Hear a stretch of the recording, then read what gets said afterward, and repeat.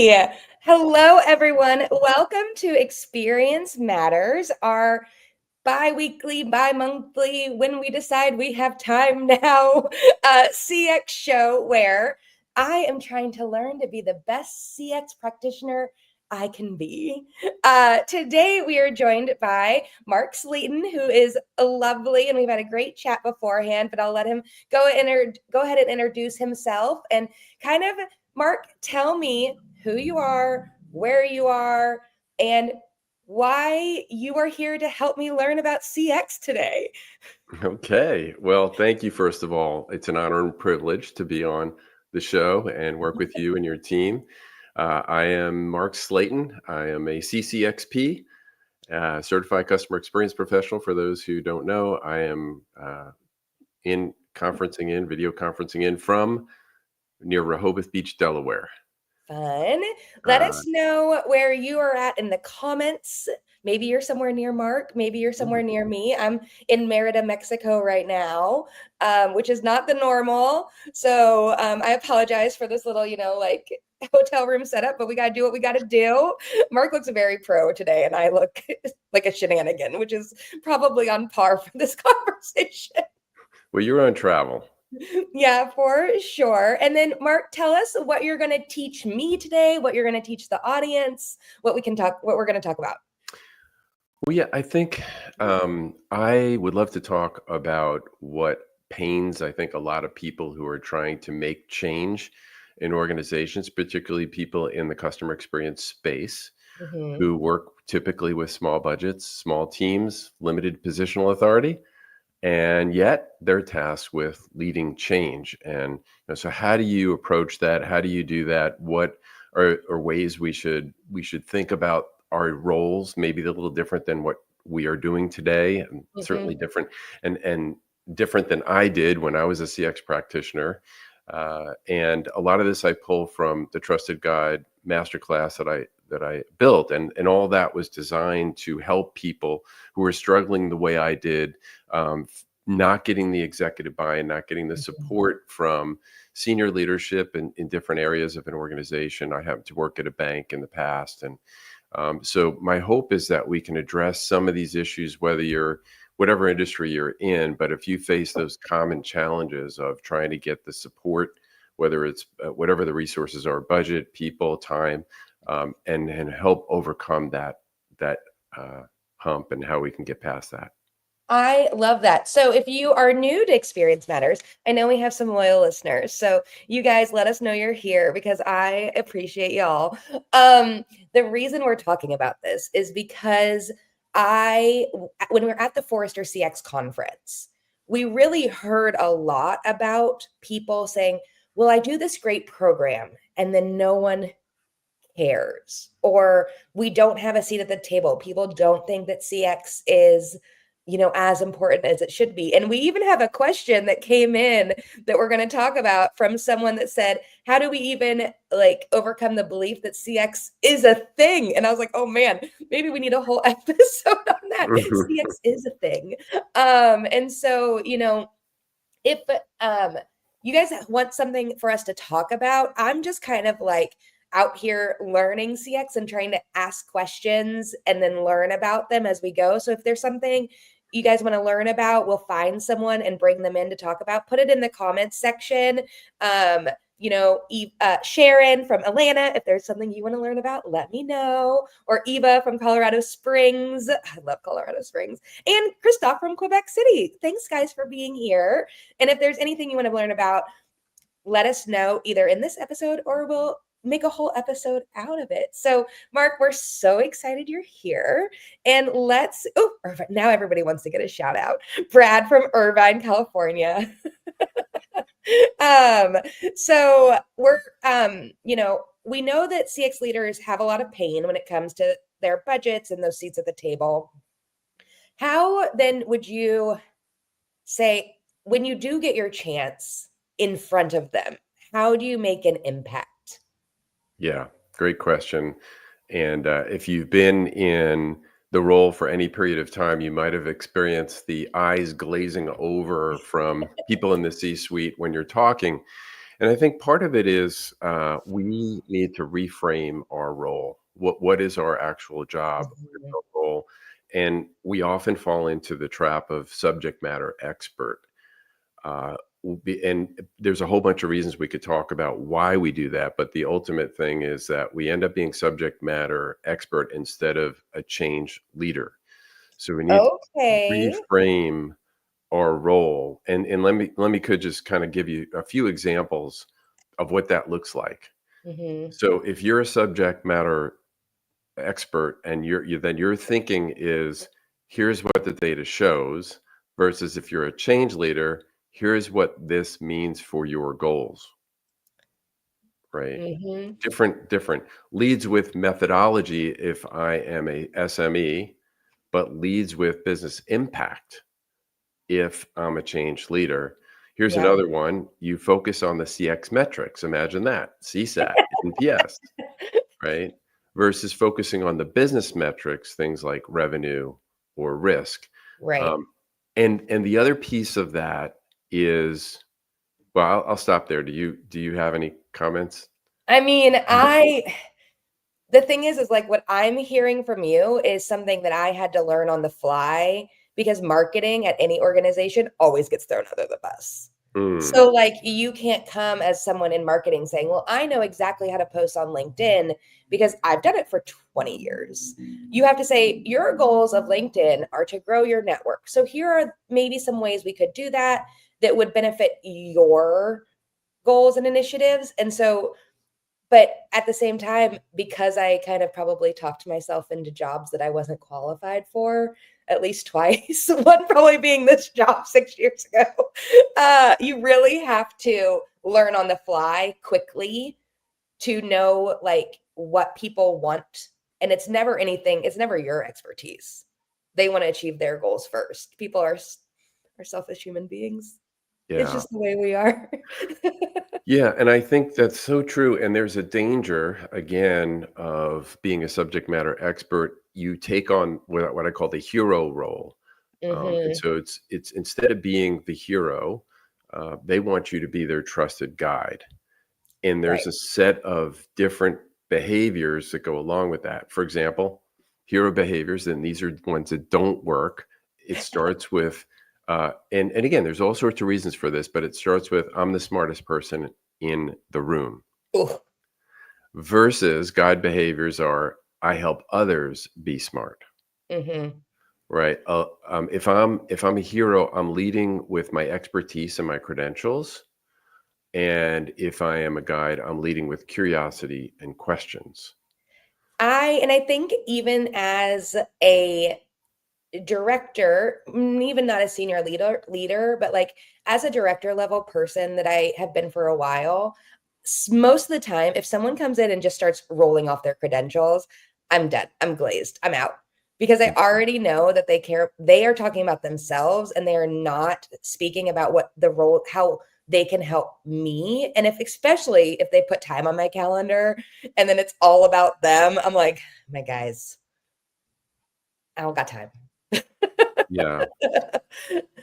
Yeah. I And think so there's that's an a really good key indicator, I think sometimes, like, everybody puts their pants on to like one leg at a time, like yeah. I think there's all sorts of reasons. Part of it is CX has still, after all these years, I saw Brad from when you said Brad from Irvine. I know Brad. Brad and I served together on the CXPA board, and even after all these years, we still struggle as a profession to have a hard riveted department within every organization, right? So we're Mhm. still the stepchild, whatever you want to call it, and so we're trying to prove ourselves. That's one reason why we come across with here's our credentials first, here's what you ought to do, here's I present fully formed solutions.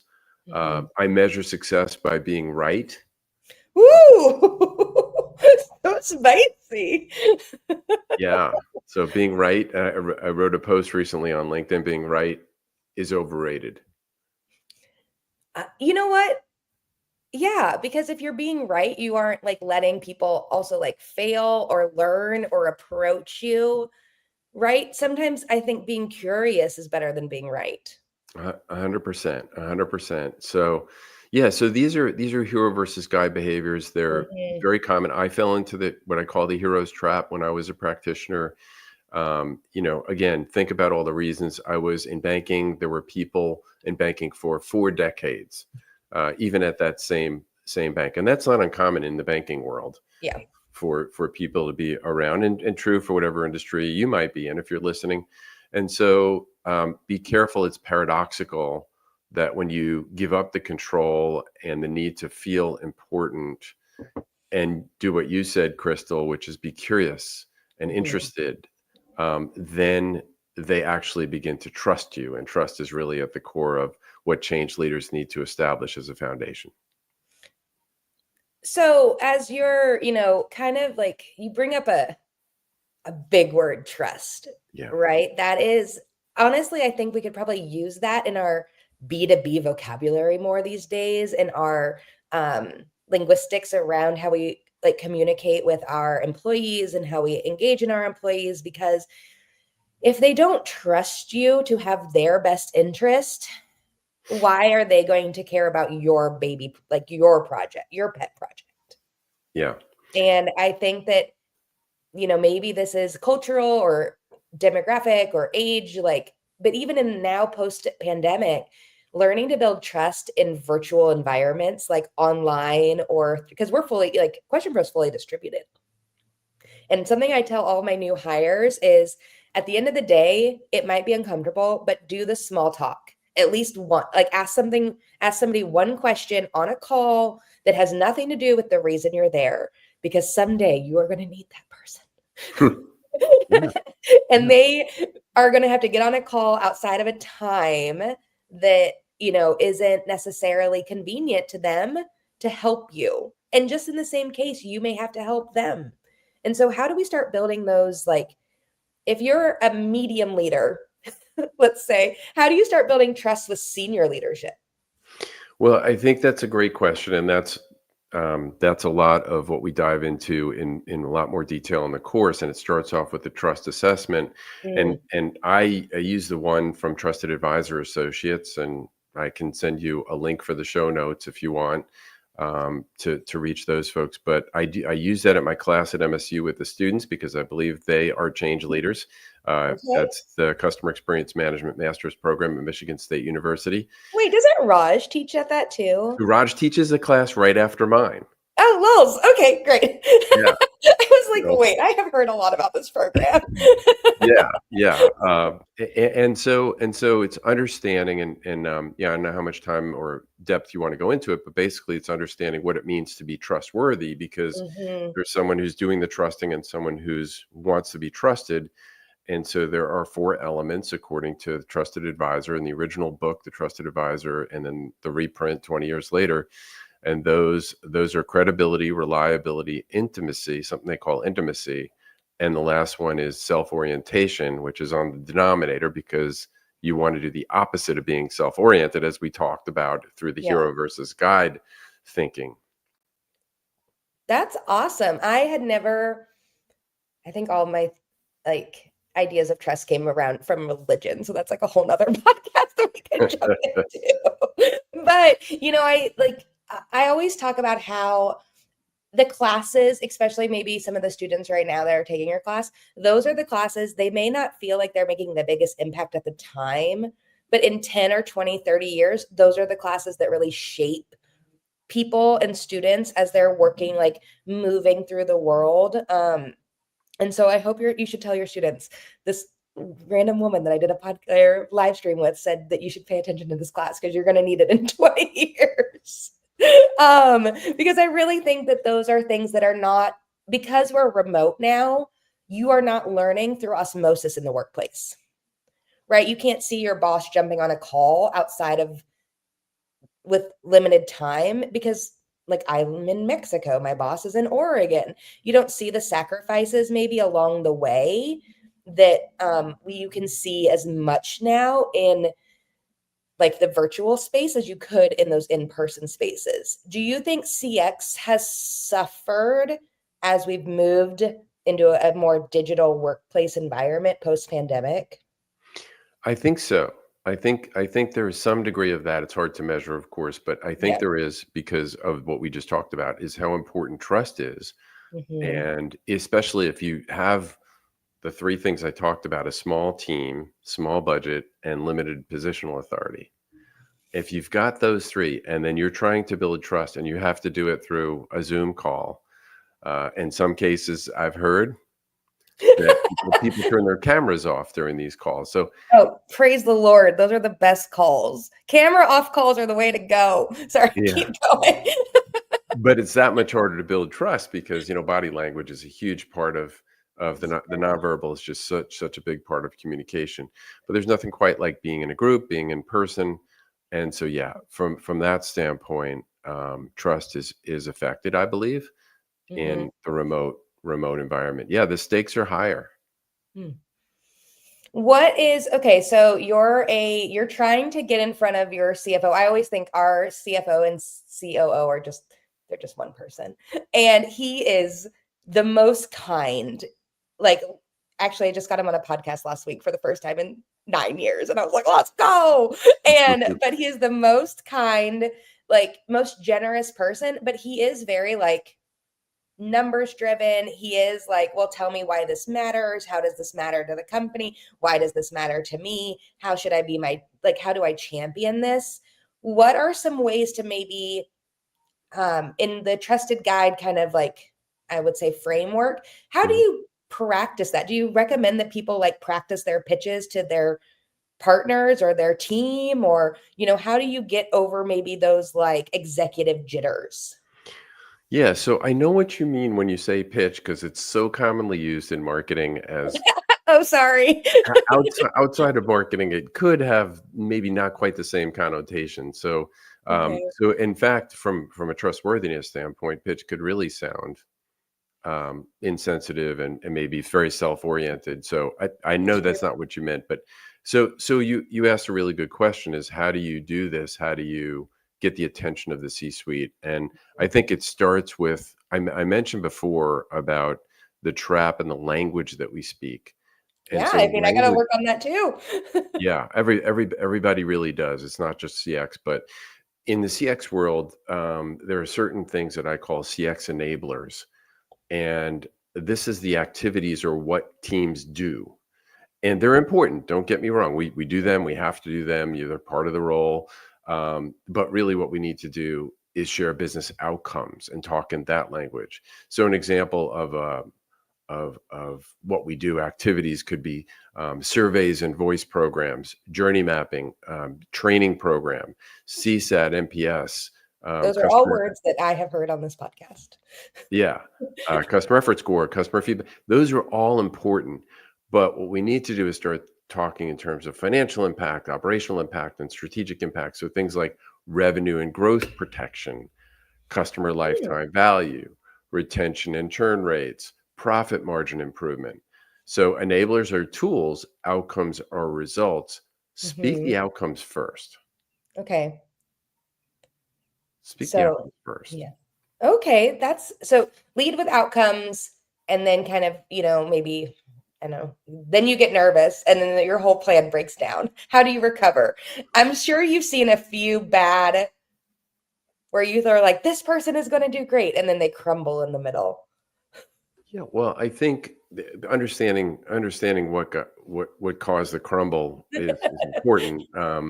But if you do your homework, and you should, going back to the credibility part of the Mhm. trust equation, is understanding about them, about what's important to them, what language they speak, and maybe that's a great example. Is I think of it as a little bit of a model. If you think about just at a high level, and you can use this framework um, when you're in any particular method, but the framework goes something like this: what does success look like for you and your department this year? Mhm. Not starting off with CSAT. I'm not saying what our customers are saying you need to do. I'm starting off with, what does success look like for you? This is guide mentality. This is how you build trust. Two is, where do customer issues create costs or risks for you? Where do And three, customer what, issues create cost or risk for you? Okay. yeah, cost or risk. What would need to be true for customer experience to become a strategic priority? Oh, that is such a good one. And that kind of goes into, we have a great question that came in from Mariana in the previous or before we started this on how can you develop a strategy for overcoming internal friction and belief that CX isn't a real thing? Yeah. I cannot, like, that's wild to me that in this day and age, customer experience, whether you have a CX program or a CX practitioner, if you just go outside on the street and said, "What was the last great customer experience you had?" Laymen know what that word means. They know it's a thing. Yeah. So how do you start building that framework about becoming a strategic partner? Yeah, I think it is exactly what I'm saying here is it's building trust by first asking them, being curious about them and what their goals are, getting to know them, and ideally you're learning more than just what they're saying on the surface as their goals, but understanding like what really drives them, like what are their philosophical goals? Mm, What do they believe about the world, about the way the world ought to be or the way the world should be in their environment? So for example, I believe that we ought to have a better way of onboarding new customers. right. I believe that we should have the easiest interaction for customers who want to do this X particular process than any of our competitors. I believe there's no reason we can't. So when you tap that deep, you're really being curious about other people. Yeah. Then at some point they ask you, how does this affect what we're doing here? Then you need to be able to translate that again, starting with business outcomes. So for example, if in a healthcare system and I said the word patient experience, the CFO heard me say soft skills cost center, right? But if I reframe it, when I said reducing patient anxiety decreases length of stay by zero point 0.3 days, saving $2,400 per admission, suddenly he had budget for our work. How interesting. And that really is like, patient experience, like that patient satisfaction. We have a safety patient program. We will play a little bit in that space. So we hear a lot about that. But the way you reframed it really meant like, how many meetings did you have with that CFO to get to know like I guess his philosophy about the word.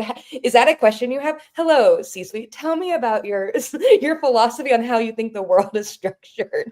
But the world philosophies tend to be more guttural, right? It's just Okay, yeah. more of an emotional feeling that they have, and you may not get that right away. There has to be some trust. Some people share it right off the bat, and you get to that Mhm. deeper level. But ultimately, understanding what it is they care about and tapping Yeah, in. So it's not CX has to win and you have to lose, right? It's not a zero sum game. It is, how can I understand what your goals are and what you're trying to achieve, why you're trying to achieve, what really matters to you, and bridge those between what we believe our customer base is asking for, wants, what will help drive customer loyalty, and all those things that drive business outcomes. yeah, But first, like Covey said, first seek to understand, yeah. then to be understood. Man, that's like I will say I have interviewed a lot of CX people, and you're probably the first one that took like buzzwords and turned them into like something that made sense for a CFO. Now, So you great job. you It's say like that you're to meant to all be you here, say that Mark. to all the guests, Crystal. No, I promise I don't. Last week I insulted the CXPA, so we're trying to um, make progress, and I give kudos where it should be. And so, I think that's a really if people are looking to work on their language, they could obviously sign up with you with the Trusted Guide program. But are there have you heard some like fun stories of how people have practiced and I'm going to say pitching skills, but their guide skills, their, kind of presence when trying to go in there and get to know people and do that here's what we did, but we're still trying to like be your friend?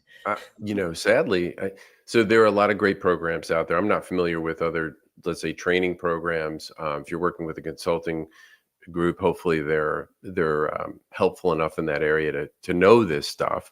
But the one that I offer is specifically designed to do this because, quite honestly, like I I don't want people to go through the pain that I went through of learning. You say on the fly. I call it the hard way. Yeah. Like, because I made a whole bunch of mistakes and it cost me. In fact, if I could, I'll share you one Mhm. great story of Yeah, let's go. where I messed up. Right. This is a true story.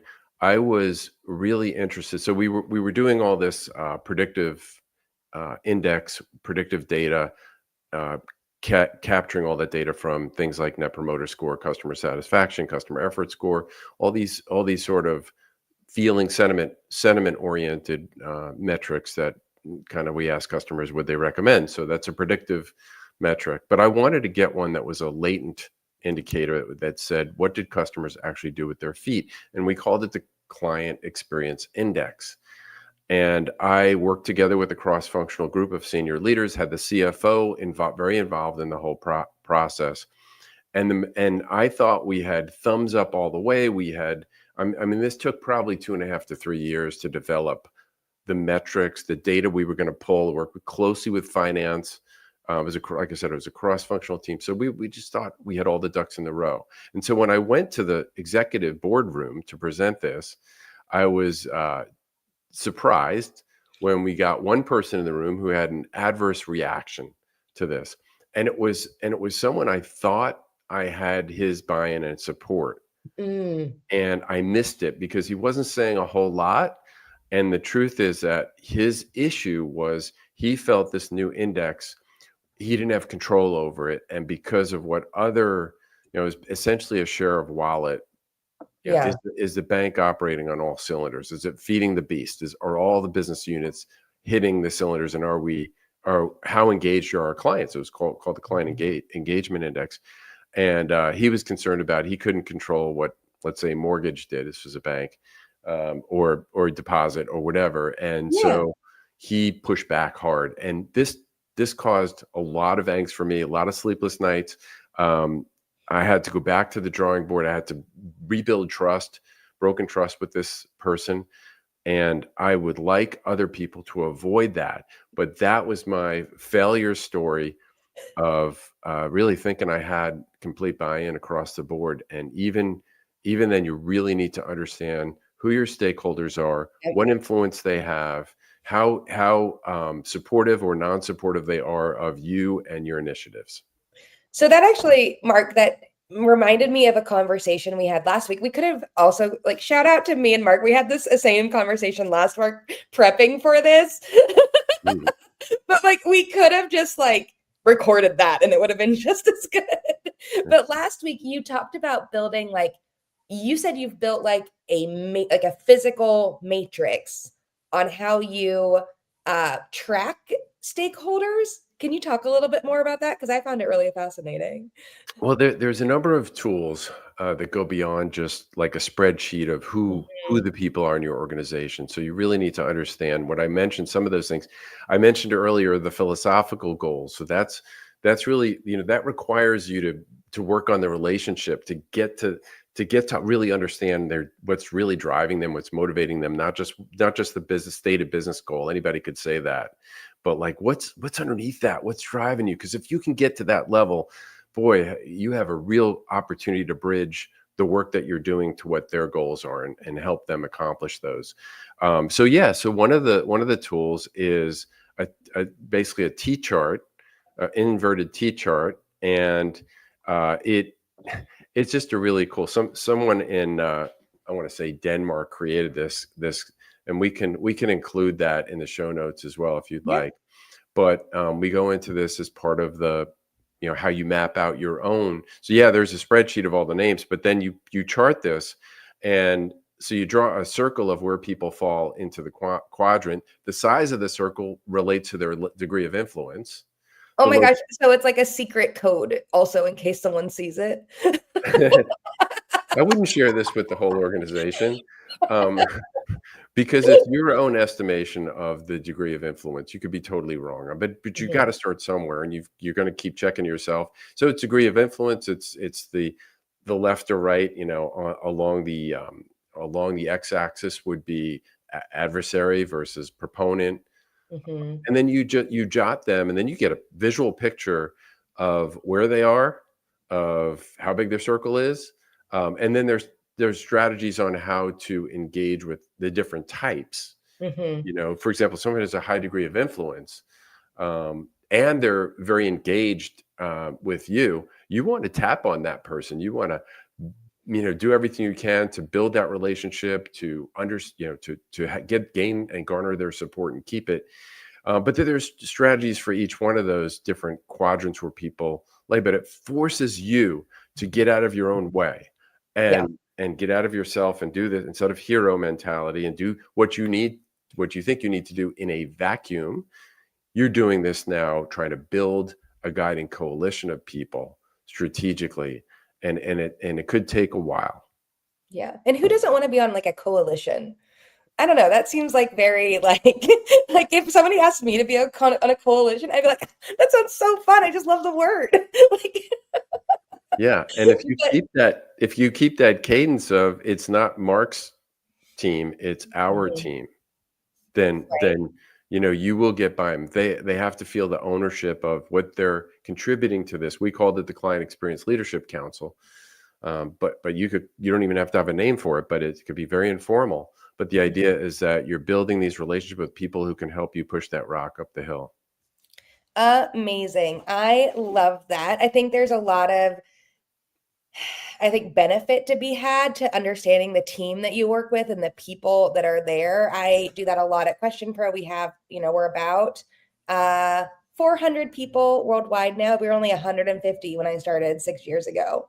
So we really have Nice. grown so much. But when I first started, because we were fully remote, and we were spread across the globe, India, Mexico, Europe, the US. I kept like a physical piece of paper pinned to my like in front of my monitor, be like, this is this person, this is what they do at Question Pro, and then here are their 5 secret skills that they could help you with. If you need their help with something, because everybody at a company has secret skills that they Yeah, don't want for to sure. like tell people. It's like, oh, do you video edit, but you're also a UX designer? Do not tell anyone ever. Like, Right. and so I think there is a benefit of like knowing people that way. And I know Brad brought up a great question about employee experience meets customer experience, which we could do an entire show about.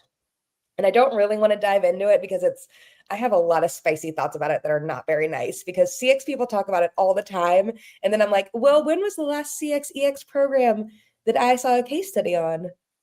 And everyone's like, I'm like, I'd love to see a case study on the last program someone ran on this because I haven't seen one in a long time. And like, I think there is this idea though that you can't be isolated. You can't work in a vacuum. Yeah. And that is really, hard for people in the world sometimes these days.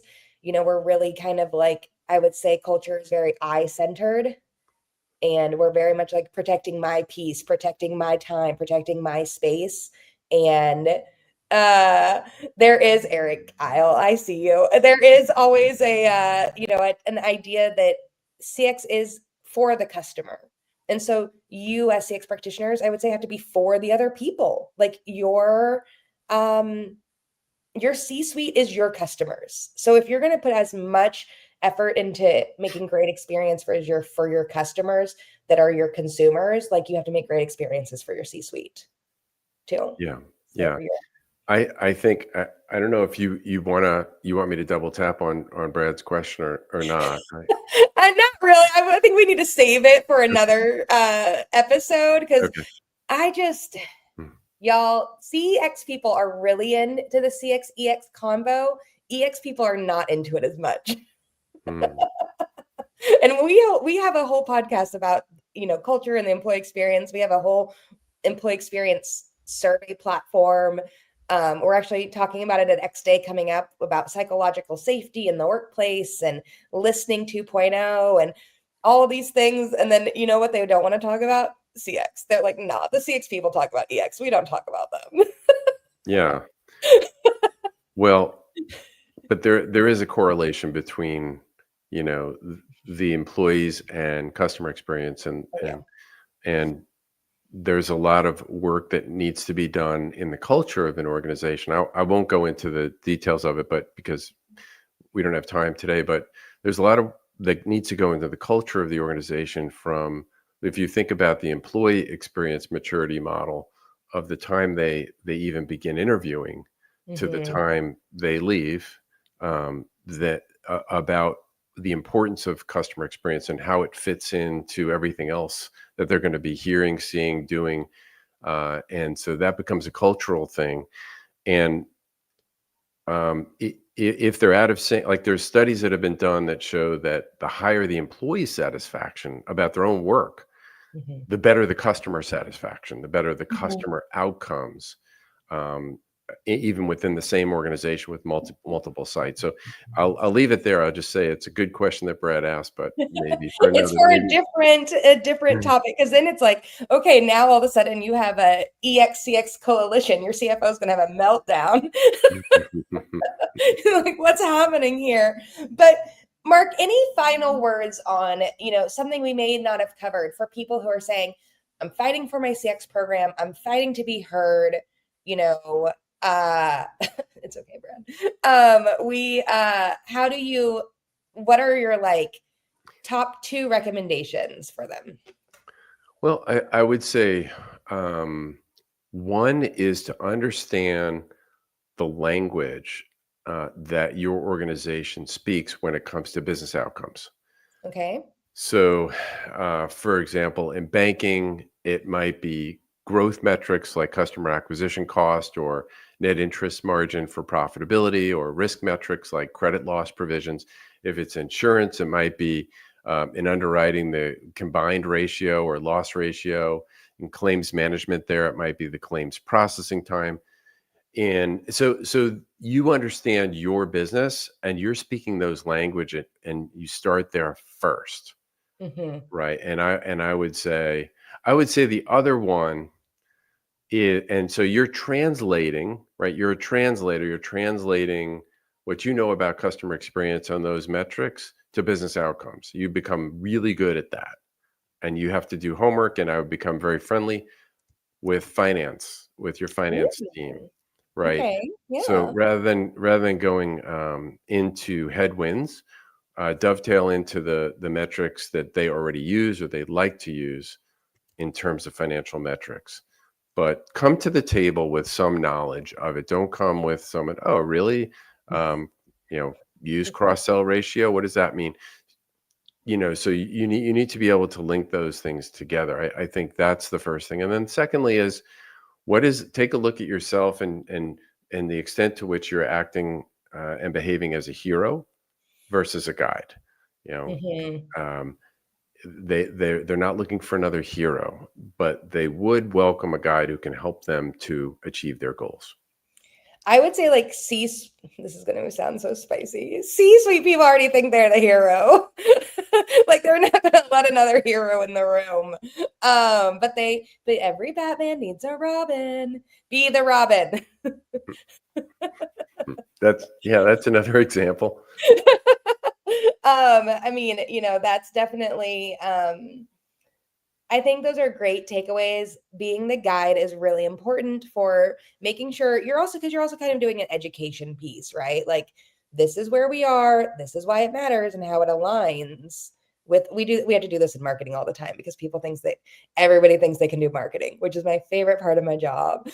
And, like, well, I saw this thing on TikTok, and you're like, neat. So glad that I spent so many years educating myself on my job that you could just learn from TikTok. But it's also about like saying, okay, the reason that marketing thrives or CX can thrive is because we can kind of bridge those gaps. You Yeah, know what I mean?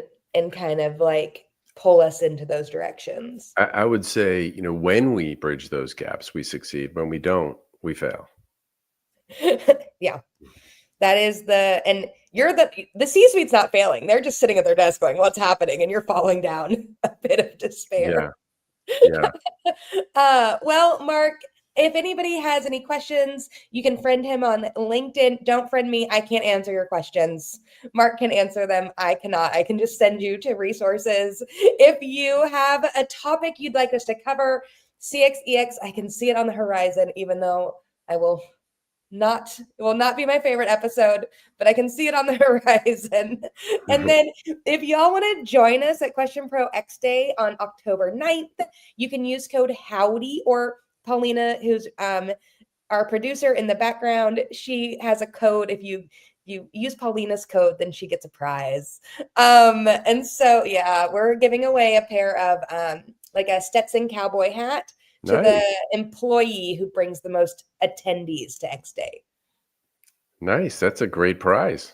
Thanks. Mm. My grandpa had a Stetson for 30 years, and so that's the Midwest roots coming out still. um Yeah.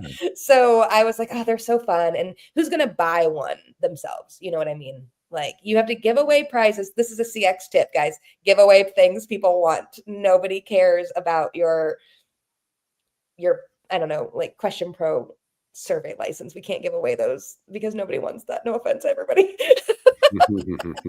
Tell it But like it is. right. Mhm. We're also giving away to the first 100 registrations. We registered everyone to win a pair of Tacovas.